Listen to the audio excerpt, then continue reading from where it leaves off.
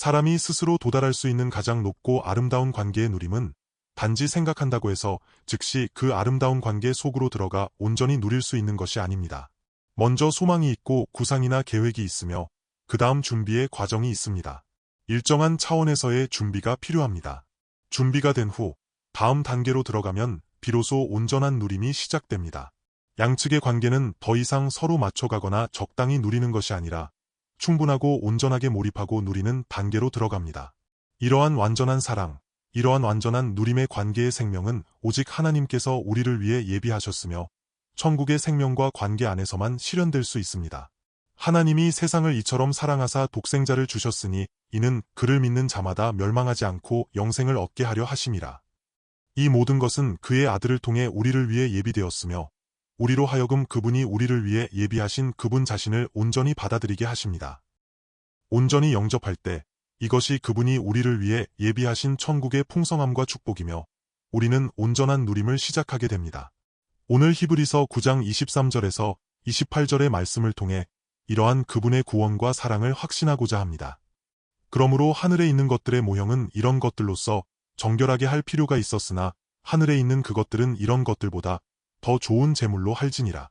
그리스도께서는 참것의 그림자인 손으로 만든 성소에 들어가지 아니하시고 바로 그 하늘에 들어가사 이제 우리를 위하여 하나님 앞에 나타나시고 대제사장이 해마다 다른 것의 피로써 성소에 들어가는 것 같이 자주 자기를 드리려고 아니하실지니 그리하면 그가 세상을 창조한 때부터 자주 고난을 받았어야 할 것이로되 이제 자기를 단번에 제물로 드려 죄를 없이 하시려고 세상 끝에 나타나셨느니라. 한 번 죽는 것은 사람에게 정해진 것이요 그 후에는 심판이 있으리니 이와 같이 그리스도도 많은 사람의 죄를 담당하시려고 단번에 들이신 바 되셨고 구원에 이르게 하기 위하여 죄와 상관없이 자기를 바라는 자들에게 두 번째 나타나시리라. 서두에서 말씀드렸듯이 하나님께서는 구약 시대부터 사람을 예비하셨습니다. 사람이 스스로 육신의 생명 차원에서 하나님께 반응하려 했으나 하나님이 그토록 완전하시고 사랑이 많으시며 구원의 능력이 크셔서 사람에게 나타나시고 끊임없이 말씀하셨음에도 불구하고 사람의 생명은 그것을 받아낼 방법이 없었습니다. 하나님이 언약하신 수준에 맞춰 온전히 하나님께 반응할 방법이 없었던 것입니다. 사람의 육신의 생명은 하나님께 온전히 순종할 방법이 없으며 하나님이 기뻐하시는 생명을 온전히 살아낼 수도 없습니다. 그러므로 구약을 통해 사람이 자기 힘으로는 진정으로 하나님을 기쁘시게 할 수 없음을 증명하였습니다. 구약은 하늘에 있는 것들의 모형을 따라 만든 물건들이며 땅에서 율법의 규례를 따라 제사를 드리고 제사장의 경건과 열심으로 하나님 앞에 나아가 하나님을 섬기려 했으나 하나님은 만족하지 않으셨습니다. 그것은 오늘 말씀과 같습니다. 그러므로 하늘에 있는 것들의 모형은 이런 것들로서 정결하게 할 필요가 있었으나 하늘에 있는 그것들은 이런 것들보다 더 좋은 제물로 할지니라. 히브리서가 여기서 구약의 예배 형식과 규례를 빌려 끊임없이 반복해서 말하는 목적이 무엇입니까? 당신이 구약의 방식에 머물러 종교적인 위치에 있다면 당신이 행하는 이 모든 것은 불완전하기 때문입니다. 그 위치, 즉 구약의 신앙 안에서는 하나님을 기쁘시게 할 방법이 없습니다. 세상 죄인의 연약한 한계를 벗어날 수도 없으며 하나님을 만족시켜 드릴 수도 없습니다. 바꿔 말하면 하나님께서 너희와의 관계를 즐거워할 수 없다고 말씀하시는 것입니다. 나는 하늘의 거룩하고 공의로운 하나님이며 너희는 땅 위의 죄인으로서 하나님을 알지 못하고 하나님을 사랑할 수도 순종할 수도 없는 상태에 있기 때문입니다. 나는 이 문제를 해결하기 위해 하늘에서 나 자신을 예비하였고 너희를 온전히 하나님 나라의 위치로 이끌어 나와 너희 사이에 아무런 거리낌이 없는 상태로 만들고자 예비하였다고 말씀하시는 것입니다. 말하자면 온전하신 하늘 아버지와 이 땅 위의 하나님의 아들 사이에 아무런 막힘이 없는 참된 하나님 나라가 실현된 완전한 사랑의 관계입니다. 사람은 더 이상 죄 가운데 있지 않고 사람의 연약하고 무력함 속에 있지도 않습니다. 마치 사람이 타락하기 전 에덴 동산에서 아담이 하나님과 가졌던 그 아름다운 관계 속의 누림과 같습니다. 비록 사람이 땅 위에 있으나 그는 더 이상 죄인이 아니며 세상에 사로잡힌 세상에 속한 상태가 아닙니다. 비록 사람이 육신을 입고 땅에서 살아가지만 그는 더 이상 죄인이 아니라 하나님의 아들로 살아가며 하늘의 하나님을 향하여 하나님 아버지라 부르고 이 땅에서 세상을 이기며 세상을 이기고 하나님 아버지를 영화롭게 하는 간증을 나타냅니다. 그 간증은 곧 하나님의 아들의 생명입니다. 그러므로 우리는 계속해서 구약 안에 머물러 있을 수 없습니다. 우리는 하나님의 나라로 들어가야 하며 이 새 언약 속으로 주님이 이미 우리를 위해 실현하고 성취한 하나님의 아들 생명 안으로 들어와야 합니다. 이를 설명하기 위해 히브리서는 땅 위의 제사장 제도와 그들이 어떻게 제사를 드렸는지를 끊임없이 대비시키며 그것은 단지 참된 본체의 예표이자 상징일 뿐이며 주님을 통해 성취되고 실현된다고 말합니다. 그래서 오늘 메시지도 다시 한번 매우 상세하게 이와 같이 말하고 있습니다.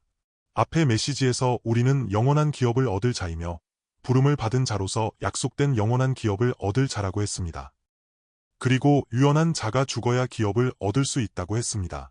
이 말은 나 자신이 죽고 더 이상 옛 생명 안에 있지 않으며 세상에 속한 생명이 아니라 다시 태어나 죽은 자 가운데서 부활한 하나님의 아들 생명의 위치에 서는 것을 의미합니다. 그리고 그 위치에서 주 예수께서 이 땅에 계실 때 하나님 아버지와 어떤 관계 속에서 사셨는지와 같은 생명을 살아야 합니다. 그리고 오늘 다시 가르칩니다. 우리는 다시 구약을 돌아봐서는 안 됩니다. 우리는 지난 구약의 의미가 무엇인지, 지금 우리가 서야 할 위치가 어디인지, 어떻게 살아야 하는지를 깨달아야 합니다.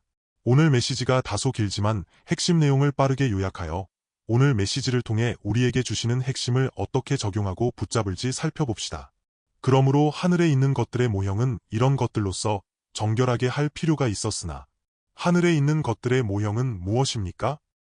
이 모든 것은 예수 그리스도께서 친히 드리신 제물의 예표이며 땅 위의 제물 또한 그분을 예표합니다. 반드시 이러한 제물들, 즉 양과 송아지의 피로 정결하게 해야 했습니다.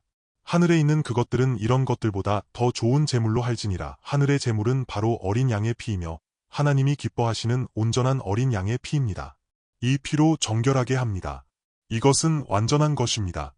이전 구약의 정결함은 근본적인 정결함이 아니었으며 오직 유월절 어린 양이 오셔야만 죄를 완전히 제거할 수 있습니다. 그러므로 내가 여전히 구약에 머물러 있다면 이 죄는 결코 완전히 제거될 수 없습니다.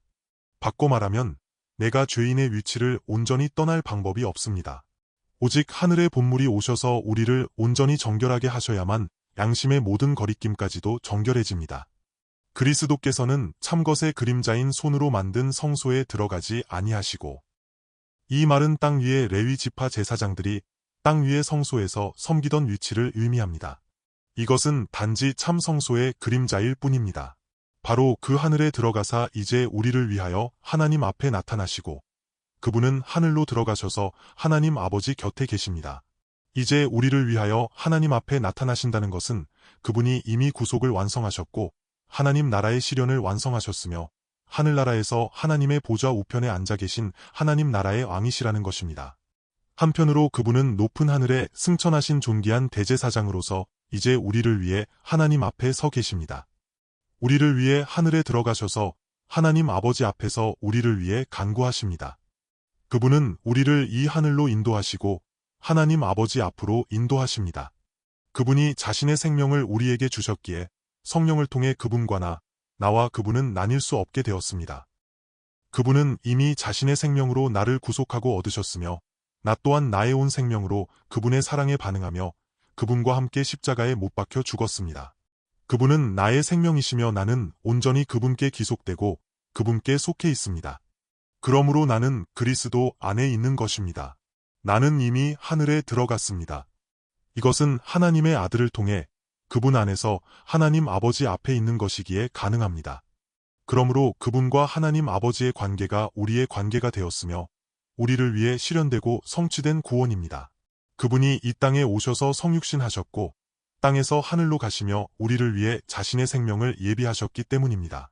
주 예수께서 이 땅에서 하나님 아버지를 온전히 사랑하시고 아버지께 온전히 순종하시며 아버지의 뜻을 온전히 받들어 하나님이 기뻐하시는 온전한 하나님의 아들 생명을 사셨기 때문에 이 생명이 우리를 위해 예비된 것입니다. 그분의 사역 중 가장 큰 두 가지는 이것입니다. 첫째는 말씀이 육신이 되심입니다. 히브리서 2장 14절에서 자녀들은 혈과 육에 속하였음에 그도 또한 같은 모양으로 혈과 육을 함께 지니심은 죽음을 통하여 죽음의 세력을 잡은 자 곧 마귀를 멸하시며 이것이 주 예수께서 말씀이 육신이 되신 매우 중요한 목적 중 하나입니다. 둘째는 주 예수께서 이 땅에 성육신하셔서 하나님이 기뻐하시고 하나님 아버지께 온전히 사랑받는 생명을 살아내신 것이며 이 생명이 우리를 위해 예비된 것입니다. 죄인들, 구약시대의 이스라엘 사람들 중 누가 온전히 하나님을 기쁘시게 할 수 있었습니까?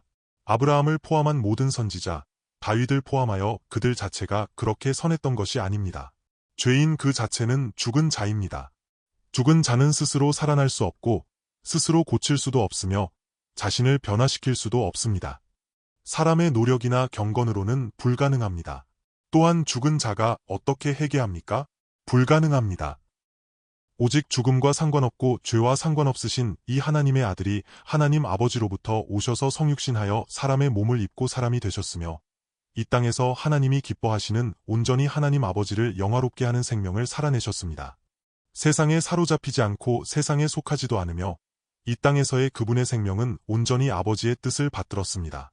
그분의 생명 자체가 하나님 아버지의 명령이며 뜻이었습니다. 그리하여 이 완전한 생명을 주 예수께서 온전히 살아내셨고 그 후에 죽음으로써 죽음의 세력을 잡은 자를 멸하셨습니다. 그리하여 그분은 우리를 죄와 죽음에서 구속해 내셨습니다. 구속하신 후에 부활하셨고 우리가 그분의 생명을 영접함으로써 우리의 과거 생명은 죽었습니다. 그런데 이 새 생명을 어떻게 살아야 할지 모를 때 이 생명은 이렇게 사는 것이라고 알려주십니다. 우리는 사망에서 생명으로 옮겨졌을 뿐만 아니라 땅에 속하지 않은 생명, 세상이나 사람에게서 난 것이 아니라 하나님께로부터, 하늘로부터 온 생명을 기업으로 얻었습니다. 그분은 이 땅에서 하나님 아버지의 기쁨이 되셨고 인정을 받으셨으며 하나님이 온전히 기뻐하시는 생명을 성취하셨습니다. 이 생명이 나의 새 생명이 되었습니다. 이것은 우리로 하여금 얻게 하시는 영원한 기업입니다. 사람이 타락한 이후 인류가 줄곧 갈망하며 기다려온 생명입니다. 에덴 동산에서 사람이 타락한 이후 이러한 생명은 결코 없었습니다. 사람이 스스로 노력해서는 회복할 수 없고 도달할 수도 없는 생명입니다. 이것이 사람이 땅 위에서 육신의 종교 안에서는 추구할 수도 없고 그러한 개념조차 가질 수 없는 것입니다. 사람의 육신의 종교는 무엇입니까? 자기중심적이며 오직 자신의 유익만을 구합니다. 오직 자기만 천국 가고 복을 받으며 자기가 잘 되기를 바랍니다. 그러나 그분이 우리를 위해 예비하신 구원, 즉 하나님의 나라와 천국은 온전한 관계 속으로 들어가는 것이며 하나님이 기뻐하시는 하늘의 관계의 생명을 완성하는 것입니다. 그분은 하나님의 아들이시며 인자로서 하나님 아버지와 관계 맺는 생명이십니다. 그분은 우리를 이러한 생명의 공간에서 살게 하시고 주님 자신의 생명을 기업으로 얻게 하십니다. 이를 위하여 바로 그 하늘에 들어가사 이제 우리를 위하여 하나님 앞에 나타나셔서 우리의 머리가 되셨습니다. 우리는 이 하나님의 아들 안에 있고 그리스도 안에 있으며 천국에 있고 하나님의 나라에 있습니다. 비록 우리가 이 땅에 있으나 그분으로 말미암아 하나님의 나라가 우리에게 실현되었으며 하늘과 땅에 가로막힘이 없습니다. 그때 그날에 너희는 내가 아버지 안에 너희가 내 안에 있음을 알게 될 것입니다. 그분이 어디에 계십니까? 그분은 하나님 아버지 안에 계시며 하늘에 들어가셨습니다. 너희가 내 안에 내가 너희 안에 있느니라. 그분은 계속해서 우리 안에서 그분이 이 땅에서 사셨던 하나님 아버지가 기뻐하시던 생명을 실현하고 계시며 이것이 바로 영생의 생명입니다. 2000년 전 이 땅에서 사셨던 그분의 생명은 지금도 살아있으며 단절되지 않았습니다. 이것은 과거의 일이 아닙니다. 예를 들어 사람이 지난 20년 동안 잘 살았더라도 지금 잘 살지 못한다면 이전 20년의 생명과 지금의 생명은 단절된 것입니다. 사람의 생명은 이렇습니다. 그러나 하나님의 아들은 단절되지 않고 연결되어 있습니다. 2000년 전 이 땅에서 사셨던 하나님 아버지의 기쁨이 되는 생명이 지금도 살아있으며 이것이 영생의 생명입니다. 지금 살아계셔서 계속 내 안에서 효력을 나타내며 실제로 내 안에서 살아 움직이는 생명력과 영향력을 발휘하고 계십니다. 그러므로 그분이 내 안에 계시며 주 예수께서 계속 살아가시고 주 예수께서 육신을 입고 이 땅에서 사셨던 그 생명을 계속 누리시며 그분이 어떻게 하나님 아버지를 사랑하고 알고 순종하셨는지를 나타내십니다. 대제사장이 해마다 다른 것의 피로써 성소에 들어가는 것 같이 자주 자기를 드리려고 아니하실지니 이 말은 우리는 더 이상 구약에 머물러 종교의식 속에 있을 필요가 없다는 것입니다. 하나님의 아들이 이미 온전히 들어가셨고 온전히 실현하셨기 때문입니다. 우리는 더 이상 옛 종교나 육신 안에서의 열심, 육신에 의지한 봉사에 머물러 그것을 반복하며 의지할 필요가 없습니다. 거기에는 소망이 없기 때문입니다. 그리하면 그가 세상을 창조한 때부터 자주 고난을 받았어야 할 것이로되 주 예수님은 이런 방식이 아닙니다. 만약 주 예수께서 매번 그러셔야 했다면 우리에게 문제가 생기고 죄를 지을 때마다 주 예수께서 자신을 드려야 했을 것입니다. 그들처럼 한다면 우리에게 성공이 있겠습니까? 구약 때 대제사장이 성공했습니까? 이스라엘 백성이 하나님의 기쁨이 되느냐는 대제사장의 제사가 성공하느냐에 달려 있었습니다. 대제사장이 실패하면 그들도 실패하고 무너졌습니다. 그러나 우리 주님은 그렇지 않습니다. 그분은 이미 온전히 성취하셨습니다. 이제 자기를 단번에 제물로 드려 죄를 없이 하시려고 세상 끝에 나타나셨느니라. 구약에서 범한 모든 죄까지도 그분이 세상 끝에 나타나셔서 모든 죄를 다 없애셨습니다. 대제사장이 자기 자신을 제물로 드렸습니까? 아닙니다. 그는 단지 짐승을 드렸을 뿐입니다. 그러나 주 예수께서는 자기 자신을 드리셨으며 오직 하나님 아버지께서 기뻐하시고 연락하시는 그분의 드림만이 유효하기에 모든 죄를 없앨 수 있습니다. 한 번 죽는 것은 사람에게 정해진 것이요 그 후에는 심판이 있으리니. 사실 27절 9절은 전체 하나님 나라의 복음적 관점이 없으면 앞뒤 연결이 매끄럽지 않고 갑자기 끼어든 문장처럼 느껴질 수 있습니다. 27절이 없이 바로 28절에서 이와 같이 그리스도도 많은 사람의 죄를 담당하시려고 단번에 들이신 바 되셨고 구원에 이르게 하기 위하여 죄와 상관없이 자기를 바라는 자들에게 두 번째 나타나시리라고 이어집니다. 27절이 연결되지 않는 것처럼 느껴지는 것은 혹시 히브리서 기자가 쓰다가 정신이 팔린 것일까요? 절대 그렇지 않습니다. 이것은 하나님으로부터 온 말씀입니다. 참으로 감사한 것은 이 말씀을 통해 우리가 다시 한번 확신을 갖게 된다는 점입니다. 우리 그리스도인들이 이 땅에서 겉보기에는 이방인들과 똑같이 생활하고 일하며 사람들과 어울리고 물질 생활이나 자연 환경 등 외적인 모든 면에서 매우 비슷해 보입니다.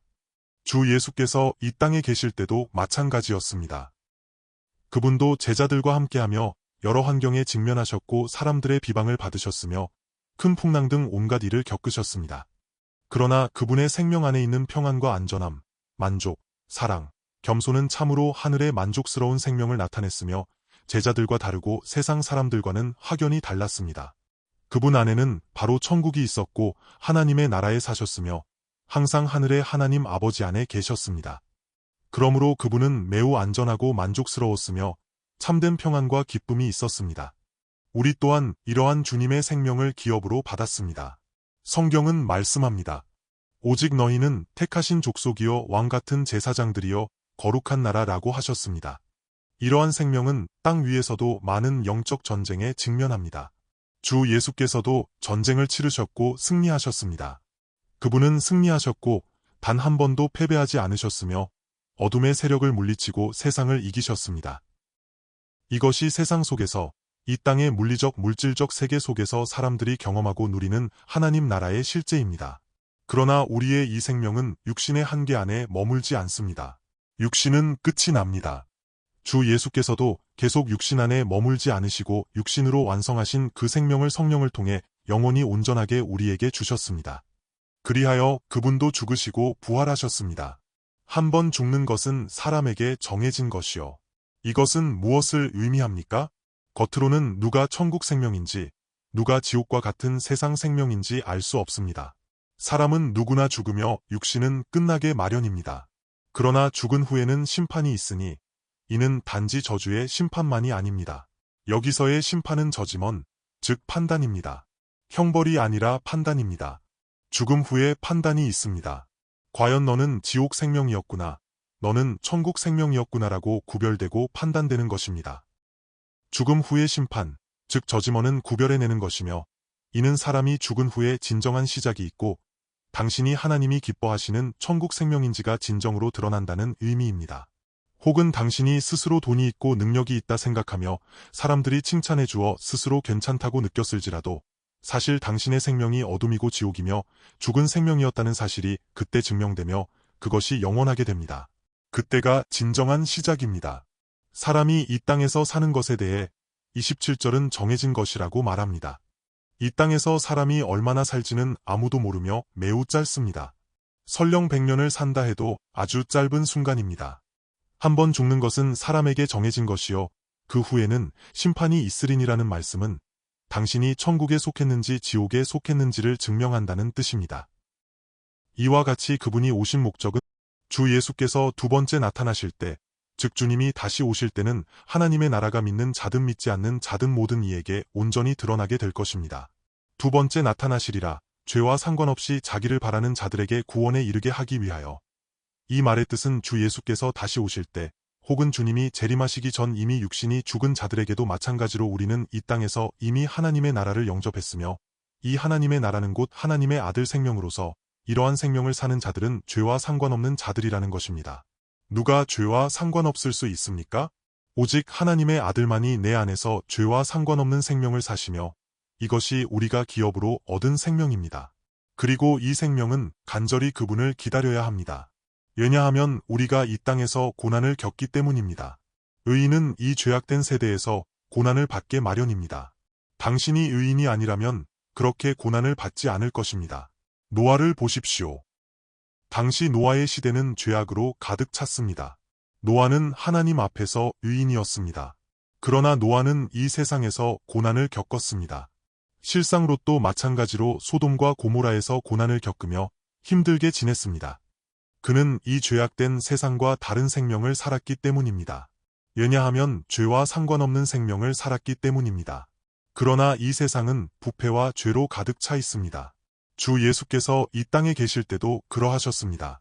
그러나 천국이 그분 안에 그리고 진정으로 그분의 몸된 교회 안에 있기에 그들은 함께 그리스도의 몸이자 신부가 되어 신랑이 오시기를 갈망하고 소망하며 기다립니다. 그들은 진정으로 이 세상에서 구별된 자들입니다. 교회는 이 세상으로부터 불러냄을 받아 하나님께 속하고 하나님 나라에 속한 자들의 모임입니다. 즉 세상과는 다른 하나님 나라의 생명을 사는 자들입니다. 그러므로 그분이 오시기를 기다려야 합니다. 이 생명은 과거 구약시대 사람들이 하나님께 열심을 내던 생명과는 완전히 다릅니다. 더 이상 땅의 종교에 속한 것이 아니라 하늘의 하나님 나라, 하나님의 아들의 생명입니다. 그러므로 그분이 다시 오실 때의 천국은 전쟁이 없고 영원한 영광과 기쁨이 있으며 예적인 환경에 시험당하지 않고 원수의 비방과 공격도 없는 곳입니다. 우리는 더 이상 현재의 육신 안에 있지 않고 예적인 어둠의 세계 속에 있지 않기 때문입니다. 그분이 오심으로 새 하늘과 새 땅이 열리기 때문입니다. 그러나 우리가 이 땅에 있을 때는 어떠합니까? 주 예수께서 두 번째 나타나실 때 죄와 상관없이 하나님의 아들 천국 생명을 살아내려는 자들에게 그분의 오심은 진정하고 온전한 구원이 됩니다. 그분이 재림하실 때는 더 이상 죄를 담당하러 오시는 것이 아니기 때문입니다. 초림 때는 죄를 위해 자신을 제물로 드리셨으나 재림 때는 더 이상 죄를 위해 무엇을 담당하지 않으십니다. 죄 있는 자들은 곧바로 심판을 받게 됩니다. 그러므로 구원받는 자는 죄와 상관없는 자들입니다. 이미 하나님의 나라를 유업으로 받았고 하나님의 아들 생명을 유업으로 받았기 때문입니다. 그러므로 우리가 이 땅에 있을 때 주 예수께서 땅에서 전쟁을 치르셨던 것처럼 우리도 동일합니다. 그러나 그분은 항상 승리하셨기에 항상 기뻐하셨습니다. 그러므로 우리도 오늘 이 땅에서 그러합니다. 비록 항상 전쟁이 있으나 항상 승리합니다. 그분이 이미 승리하셨고 주 예수께서 이미 이기셨으므로 우리 또한 넉넉히 이깁니다. 우리가 승리한다는 것은 무엇을 의미합니까? 기뻐하고 영화롭게 되는 것이며 이것이 새 언약의 영광이자 약속된 축복입니다. 오늘 참된 그리스도인이 서 있는 영광스러운 위치는 그분이 우리를 위해 예비하신 구원입니다. 우리는 이미 이 하나님의 나라, 천국을 기업으로 얻었습니다. 이제 우리는 그분이 오시기를 소망하며 부패하고 더러움과 죄악으로 가득 찬 이 세상에서 계속 고난받지 않도록 그분이 오셔서 우리를 온전히 구원해 주시기를 기다립니다. 함께 기도하겠습니다.